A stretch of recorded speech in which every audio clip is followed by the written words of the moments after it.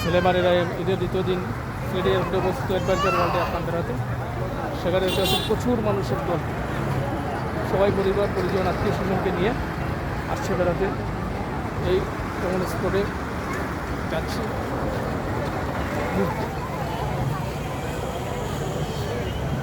সবাই এখানে মহিলা মানুষ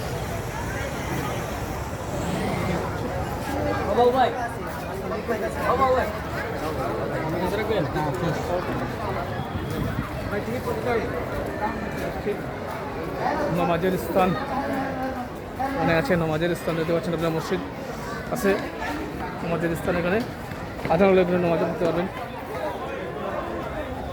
প্রচুর বড় স্পট, এর ওদিকে হচ্ছে বাচ্চাদের রাইড দেখতে পাচ্ছেন, রাইড এখানে। আপনার সিলেট থেকে তো মনে করেন যে বেড়ানোর জায়গার স্থানটা নাই, মানুষ তো ঘুরতে হবে। 2014 সালে এসেছিলাম সেখানে, আমার সাথে আজাদ ছিল, কামরান ছিল, রাকিব ছিল, ওরা ছিল, ওদের সাথে বেড়াতে গেছিলাম। সেই স্পটে যাচ্ছি, দেখে পরে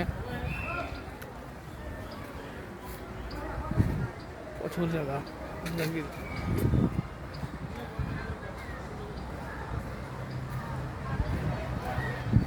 অসংখ্য মানুষ এখানে এসেছে ভ্রমণ করতে ঈদ উপলক্ষে।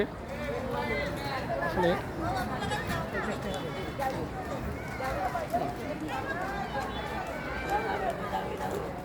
সকালে এয়ারপোর্টে আসবেন করতে, যদি আসেন তাহলে এখানে অনেকজনকে দেখতে পাবেন, পরিবার পরিজনের মানুষের সাথে। আমাদের আসলে বেড়ানোর কোনো স্থান নাই, স্থান মনে করেন সীমিত, মুক্ত বাতাস, তাই এখানে আসতে হয়। তো চলো অনেকদিন পর আসলাম, প্রায় 17 বছর পর। এর স্পেসটা কিন্তু অনেক বড় স্পেস। আমি আসছি ঘুরতে বন্ধুবান্ধবের সাথে জড়িকে নিয়ে, সেখানে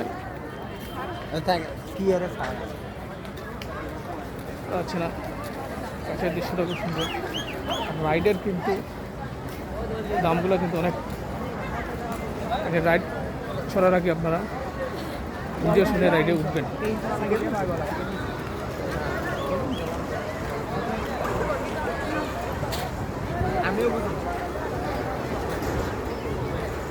আপনাদেরকে সাথে ট্রেন যাচ্ছে, মনে পড়ে ছেলেগুলোর কথা, কিন্তু নৌকা করবেন। ওই স্পটটা আপনারা দেখতে পাচ্ছেন না,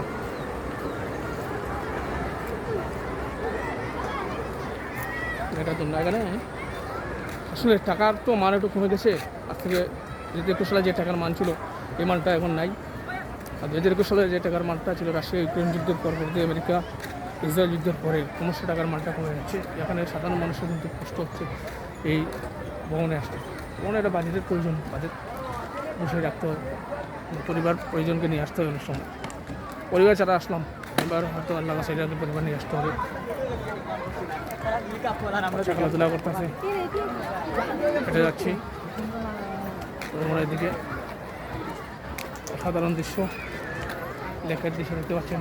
আসলে ভ্রমণে আসলে কিন্তু বয়সের কোনো ঠিকানা নেই, যে সময় যে কোনো সময় শিশুদের স্থানে নিয়ে নিতে হয়। তো আমরা অবশ্যই ঈদ উদযাপন করবো ধর্মীয় চেতনার, ধর্মীয় কাঠামোর মধ্যে বিদ্যমান রেখে। আমি করে উঠেছি পর্যটকের স্থান যেটা অনেক বড় পরিসর, এই অ্যাডভেঞ্চার ওয়ার্ল্ড। এখানে অনেক সময় গান বাজনা হয়, সাংস্কৃতিক অনুষ্ঠানও হয় এখানে। এরপরে মনে পড়ে রেস্ট ভলিবল স্পোর্টিং ক্লাবের তখন আমরা কামরান, আজাদ, আমার জলিল, মজরুল, সুমন, নজরুল, ফৈসল, ইমরান, নাজমুল, আমরা কিন্তু আমরা সবাই একসাথে মিলে, জয়নাল, সুয়েল ছিল, সালেম ছিল, জনি ছিল, আমরা কিন্তু যেতাম পর্যটন স্পটে বেড়াতে। আচ্ছা, তাদের কথা মনে পড়ছে, বন্ধুবান্ধবদের কথা মনে পড়ছে। সময় আসলে চলে যাওয়ার পর সময়ের ব্যস্ততার কারণে মানুষ সবাই কিন্তু পরিবার পরিজনের কিন্তু স্মৃতিটুকু রয়ে যায়। রাস্তা দিয়ে হেঁটে যাচ্ছি, সত্যি অসাধারণ অসাধারণ মনোমুগ্ধকর দৃশ্য। যে কেউ মুক্ত করে সেটা হয়তো আবার নেক্সট স্থাপনা হবে। সেটা মোটামুটি আসে। আজকে ঈদের উপরে তো ভিড়, তো সচরাচর কিন্তু এতটা ভিড় হয় না, আমি যেটা বুঝলাম। যাই হোক, আর এখানে আসলে একটা বিষয় হচ্ছে, এখানে এদিকে আসলে রাস্তার দুপাশে টিলার চা বাগান দেখতে পাবেন, আবার এয়ারপোর্টও দেখতে পাবেন, আবার ক্যাডেট কলেজটাও দেখতে পাবেন, আর বাকি সব টিলা আছে বামেদি। আবার আপনার ওইদিকে ওই দুপাশে টিলার দৃশ্য সত্যি মুগ্ধ করবে। এবং এখানে আসার রাস্তাটা হচ্ছে কি, আপনি আম্বরখানা পয়েন্ট থেকে সিএনজি যুগে আপনি এয়ারপোর্ট পয়েন্টে রেখে রাখবেন, আর এখান থেকে আমাকে টমটমে এখানে এসে নামবেন। অর্থাৎ রসগোল্লা পাওয়া যাবে 20 টাকা, 10 টাকা, 30 টাকা, আর প্রবেশ ফি হচ্ছে কি 80 টাকা। আর রাইড চলতে হলে রাইডের কিন্তু আলাদা ভাড়া আছে, মূল্য তালিকা আছে, সেই মূল্য তালিকা আপনার অনুসারে একটা সামর্থ্য দিয়ে যাতে চলবেন। যাই হোক, মানুষের সংখ্যা বাড়ছে, সত্যিই অসাধারণ অসাধারণ দৃশ্য, অসাধারণ দৃশ্য।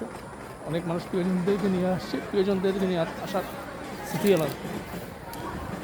যাই হোক, আমার এখন বাচ্চাটা খেলাধুলা করতেছে, দেখতে পাচ্ছেন সুন্দর একটি ফুল, অনেকদিন পরে এই ফুলটা দেখলাম। যাই হোক, সবাই ভালো থাকেন, সুস্থ থাকেন, নিরাপদ থাকেন, সেই প্রত্যাশাটাই শেষ করলাম।